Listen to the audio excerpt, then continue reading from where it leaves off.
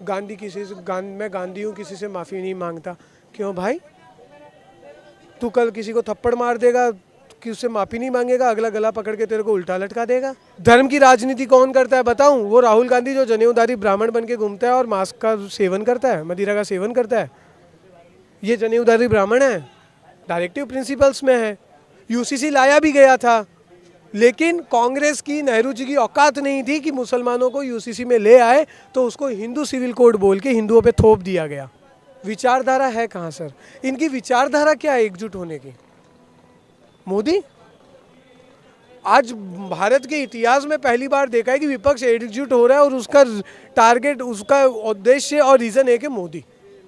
एक बात बताइए, किसी विपक्षी ने ये बोला, किसी महागठबंधन में किसी पार्टी ने ये बोला हम इसलिए आना चाहते हैं कि हम ये कानून लाएंगे, हम ये तरक्की देंगे? मोदी ने अगर 74 से ज़्यादा एयरपोर्ट ओपन किए, हम आने वाले समय में दो साल के अंदर 200 एयरपोर्ट कर देंगे। कोई भी एक विकास का मुद्दा सुना आपने?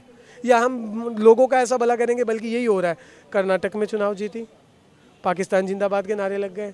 मोहब्बत की दुकान में जो नफरत का प्रोडक्ट बिक रहा था वो एक्सपोज हो गया। लालू प्रसाद यादव पहले बिना गठबंधन के अपने स्टेट में तो सरकार चला ले, वहाँ पे तो 300 छोड़ो, वहाँ पे तो ढंग से सीटें ला नहीं पा रहे और वो देश में आके लाएंगे। सर महागठबंधन नहीं, महाठगबंधन है। और बात किसकी? लालू प्रसाद यादव की। लैंड फॉर जॉब में अंदर ना चले जाए कहीं, ये सोचने की ज़रूरत है। मतलब फिर से उनकी जेल जाने की बारी आई? सर लैंड फॉर जॉब पे चल रहा है, उनको नोटिस आए हैं, अभी तो कार्रवाई होगी और सबको पता है उन्होंने किया है घोटाला, और जो करेगा वो भुगतेगा। भारत का एक ही कानून है, दुनिया में जो कानून है, जो करेगा वो भुगतेगा, जो लूटेगा वो चुकाएगा। आज राहुल गांधी का बेल रिजेक्ट हो गया गुजरात हाई कोर्ट में। मोदी जी के सरनेम को लेकर कुछ बयान दिया था उन्होंने, इसको लेकर इस पर आपकी क्या राय है? देखिए, एटीट्यूड और औकात में जो फ़र्क होता है ना, वो आज भारत की जनता राहुल गांधी और गांधी परिवार को दिखा रही है। उनको एटीट्यूड था, हम गांधी परिवार है, हमें कोई भारत में कुछ नहीं बोल सकता, गांधी परिवार से भारत है, उनको ये लगता था। लेकिन अब उनको औकात दिखाई जा रही है, भारत से गांधी परिवार है। भारत के किसी भी इंसान के ऊपर वो अगर गलत भावना से उंगली उठाएंगे, एटीट्यूड दिखाएंगे, मैं गांधी हूँ, किसी से माफ़ी नहीं मांगता। क्यों भाई? तू कल किसी को थप्पड़ मार देगा कि उससे माफ़ी नहीं मांगेगा, अगला गला पकड़ के तेरे को उल्टा लटका देगा। सर मैं तो बोल रहा हूँ, इस पे तो एक ऐसा कुछ अलग से कानून बन जाना चाहिए कि कुछ ऐसे केसेस होने चाहिए जिनमें अपील ना की जा सके। अब ये सुप्रीम कोर्ट जाएगा, वहाँ पे भी इसको खाना थप्पड़ ही है संविधान से। लेकिन बात यह कि हमारे रिसोर्सेज, हमारा समय, हमारे वकील, हमारे जज, सबका टाइम ख़राब करेगा, कोई मतलब नहीं है। अच्छा, एक और सवाल मैं आपसे कर रहा हूँ। हमारे देश के प्रधानमंत्री, राष्ट्रपति और जितने भी संवैधानिक पद पर बैठे व्यक्ति हैं, क्या उनका कोई जाति या कोई धर्म होता है? देखिए सर, मैं आपको एक चीज़ बता दूं, पद पे बैठ गया वो अलग बात है, पद पे बैठा है तो वो पूरे देश का है, लेकिन उसकी अपनी भावना, अपना धर्म, अपना समन्वय, अपना परिवार, वो सब होता है। एक पद पे बैठ जाने का मतलब ये नहीं वो अपने परिवार को त्याग सकता है। क्या पद पे बैठने के बाद उसकी माँ नहीं रही? क्या उसके पिता नहीं रहे? तो फिर उसका भगवान क्यों नहीं?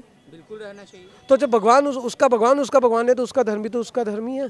तो इस चीज़ में सवाल ही क्यों? चलिए, सबसे बड़ी बात कि कहा जाता है कि जब संवैधानिक पद पर बैठे हैं तो पब्लिक के नज़र में आपका कोई जाति, कोई धर्म नहीं होता। मेरा कहने का मतलब था कि आप पार्शियलिटी नहीं कर सकते हैं, लेकिन विपक्ष आरोप लगाता है कि मोदी सरकार धर्म और जाति की राजनीति कर। मुझे एक बात बताइए, वो लोग ये बोले धर्म और जाति की राजनीति कर रहे हैं, मुझे एक पॉलिसी ऐसी बताए जो धर्म और जाति पे लाई गई हो। विपक्षियों के पास एक ऐसी कोई कानून, कोई पॉलिसी, कुछ ऐसा नहीं मिलेगा कि वो बोल सके धर्म और जाति की राजनीति कर रहे हैं। क्या केवल इसलिए धर्म और जाति की राजनीति के लिए बोलते हैं क्योंकि वो राम को पूजता है? क्या इसलिए? क्या प्रधानमंत्री बनने के लिए जरूरी है कि वो राम को पूजना छोड़े? बिल्कुल नहीं। क्या जरूरी है? क्या ये था जब अब्दुल कलाम बने थे राष्ट्रपति तो उन्होंने मस्जिद में जाना छोड़ दिया था? क्या जवाहरलाल नेहरू ने अपना धर्म छोड़ दिया था? तो फिर मोदी क्यों? धर्म की राजनीति कहाँ से? धर्म की राजनीति कौन करता है बताऊं? वो राहुल गांधी जो जनेऊधारी ब्राह्मण बन के घूमता है और मांस का सेवन करता है, मदिरा का सेवन करता है। ये जनेऊधारी ब्राह्मण है। चलिए, आगे सवाल मैं आपसे कर रहा हूँ। विपक्ष कह रहा है यूसीसी का फंडा बीजेपी का चुनावी एजेंडा, इस पर आपकी राय? अगर यूसीसी का फंडा बीजेपी का चुनावी एजेंडा है तो कहीं ना कहीं उन्हें वो बोल देना भाई, विपक्षी बोलते हैं हम यूसीसी का ड्राफ्ट लाके देते हैं, बीजेपी से पहले उन्हें यूसीसी का ड्राफ्ट पूरे इंडिया की पब्लिक के सामने रख देना चाहिए कि ऐसा यूसीसी होना चाहिए, क्योंकि यूसीसी तो हमारे संविधान के डायरेक्टिव प्रिंसिपल्स में है, डायरेक्टिव प्रिंसिपल्स में है। यूसीसी लाया भी गया था, लेकिन कांग्रेस की, नेहरू जी की औकात नहीं थी कि मुसलमानों को यूसीसी में ले आए, तो उसको हिंदू सिविल कोड बोल के हिंदुओं पे थोप दिया गया। और थोप दिया गया इसलिए बोल रहा हूँ क्योंकि वो पूरे देश पे लागू होना चाहिए था, लेकिन केवल एक धर्म विशेष पे लागू हुआ इसलिए उसे थोपा गया बोलूँगा। गलत नहीं था, कानून अच्छे थे, लेकिन केवल एक धर्म पे क्यों। और आज बीजेपी बोली, एक बात बताइए सर, यूसीसी से हिंदुओं का क्या फ़ायदा? मुझे एक बात बताइए, यूसीसी आने से हिंदुओं को क्या मिल जाएगा? इसमें हिंदू मुस्लिम तो कुछ नहीं सर, लेकिन बार बार बात तो यही होती है ना विपक्षियों की, यही तो धर्म का एजेंडा है। यूसीसी का एजेंडा क्या है? अगर यूसीसी हिंदुओं को फायदा नहीं दे रहा तो फिर नुकसान किसको दे रहा है? फिर नुकसान क्या बचा? मेरे हिसाब से तो आर्टिकल 44 में जो मेंशन है, सब एक संविधान, एक विधान, एक कानून सबके लिए होना चाहिए। और डायरेक्टिव प्रिंसिपल्स में यूसीसी लिखा गया है। और जब यूसीसी लाया गया था, पहले तो बहुत बड़ी डिबेट हुई थी। नेहरू जी इकलौते ऐसे इंसान थे जो यूसीसी के फेवर में नहीं थे, क्योंकि उनको अपना वोट बैंक बचाना था। उन्हीं के भाषण है ना, उनके साथ में जब डिबेट्स हुई थी उन लोगों ने भी बोला है, और हमारे पास बुक्स में ये सारी चीज स्टेटमेंट्स लिखे हुए पड़े हैं। क्या कांग्रेस उनको झुठला सकती है? अच्छा, तो फिर आपने बोला कि नेहरू जी को उस वक्त वोट बैंक बचाना था, इसलिए यूसीसी को नहीं लाने दिया। अभी यूसीसी को मतलब हिंदू सिविल कोड करके लाया, हिंदुओं पे लाया, ठीक है। क्या अभी भी वही एजेंडा होगा इनका, विपक्ष वालों का, कि यूसीसी का विरोध करे और अपना वोट बैंक विरोध है? यही तो विरोध है। एक बात बताइए, यूसीसी से हिंदुओं को फर्क क्या पड़ना है?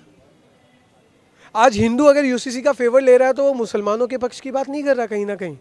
मुझे एक बात बताइए, आज मुसलमान महिलाएं हैं, उनको मशीन बना रखा है, आज हिंदू किसके लिए बोल रहा है? हमारे यहाँ तो वैसे भी एक विवाह की प्रथा है। फायदा किनको मिल रहा है? मुस्लिम महिलाओं को, मुसलमान बच्चों को फायदा मिल रहा है। आने वाले समय में उनका भविष्य उज्जवल होगा। तो हिंदू लड़ किसके लिए रहा है? ये गंगा जमुना तहजीब है ना। आज हिंदू यूसीसी के नाम पे यूसीसी ला रहा है और यूसीसी के लिए लड़ रहा है। मुसलमान, कुछ कट्टरपंथी मुसलमानों से, मुसलमानों के हक के लिए लड़ रहा है। आज भारत का हर धर्म यूसीसी के नाम पे कट्टरपंथी मुसलमानों से सही मुसलमानों के भले के लिए लड़ रहा है। और वही मुसलमानों को समझ नहीं आ रहा है कि आज पूरा देश उनके साथ खड़ा होकर यूसीसी के नाम पे उन्हीं के लिए लड़ रहा है। चलिए, अब आते हैं रियल मुद्दे पे। विपक्ष का महागठबंधन क्या 24 में हिला पाएगा मोदी सरकार को या फिर नहीं? महागठबंधन अभी पटना में हुआ उनका खतना हुआ, आपने नहीं सुना? क्या हुआ? पटना में हुआ उनका खतना, आपने सुना नहीं? खतना में जैसे कटता है, पटना में हुआ खतना, उसके बाद एनसीपी कट गई। अब अभी दूसरी मीटिंग होने तो कुछ और कट जाएगी, तो खतना तो हुए जा रहा है। मतलब जितना एकजुट हो गया उतना कटते चले जाओगे, ऐसा है क्या? सर, एकजुटता जब होती है जब एक विचारधारा हो। विचारधारा है कहाँ सर? इनकी विचारधारा क्या है एकजुट होने की? मोदी, आज भारत के इतिहास में पहली बार देखा है कि विपक्ष एकजुट हो रहा है और उसका टारगेट, उसका उद्देश्य और रीजन है कि मोदी। एक बात बताइए, किसी विपक्षी ने ये बोला, किसी महागठबंधन में किसी पार्टी ने ये बोला हम इसलिए आना चाहते हैं कि हम ये कानून लाएंगे, हम ये तरक्की देंगे? मोदी ने अगर 74 से ज़्यादा एयरपोर्ट ओपन किए, हम आने वाले समय में दो साल के अंदर 200 एयरपोर्ट कर देंगे। कोई भी एक विकास का मुद्दा सुना आपने? या हम लोगों का ऐसा भला करेंगे? बल्कि यही हो रहा है। कर्नाटक में चुनाव जीती, पाकिस्तान जिंदाबाद के नारे लग गए। मोहब्बत की दुकान में जो नफरत का प्रोडक्ट बिक रहा था वो एक्सपोज हो गया। क्या कार्रवाई हुई? अगर उनमें थोड़ा ईमान बचा होता तो एक बार उन पे कार्रवाई कर देते। उस एरिया में जो विधायक जीता उसको बर्खास्त कर देते, उसी टाइम पे वापस चुनाव करवा लेते। लेकिन उनकी औकात नहीं है सर। अच्छा, भारतीय जनता पार्टी के लोग कहते हैं कि इस बार लोकसभा चुनाव में बीजेपी 400 पार, और लालू यादव का बयान आता है कि 300 सीटों पर महागठबंधन जीत प्राप्ति कर रही है। इस पर आपकी टिप्पणी? लालू प्रसाद यादव पहले बिना गठबंधन के अपनी स्टेट में तो सरकार चला ले। वहाँ पे तो 300 छोड़ो, वहाँ पे तो ढंग से सीटें ला नहीं पा रहे और वो देश में आके लाएंगे। सर, महागठबंधन नहीं, महाठगबंधन है। और बात किसकी? लालू प्रसाद यादव की। लैंड फॉर जॉब में अंदर ना चले जाए, कहीं ये सोचने की ज़रूरत है। तो मतलब फिर से उनकी जेल जाने की बारी आई। सर लैंड फॉर जॉब पे चल रहा है, उनको नोटिस आए हैं, अभी तो कार्रवाई होगी और सबको पता है उन्होंने किया है घोटाला, और जो करेगा वो भुगतेगा। भारत का एक ही कानून है, दुनिया में जो कानून है, जो करेगा वो भुगतेगा, जो लूटेगा वो चुकाएगा, और इस कानून की सख्त ज़रूरत है और यही आएगा। आखिरी सवाल, 24 में मोदी जी की वापसी हो रही है या फिर कुछ विपक्ष अपना दिखाने वाला? सर वापसी उसकी होती है जो जाता है। मतलब जाना ही नहीं है मोदी जी। क्यों जाना है सर? फिलहाल तो नहीं जाना। चलिए, बहुत शुक्रिया आपका। धन्यवाद।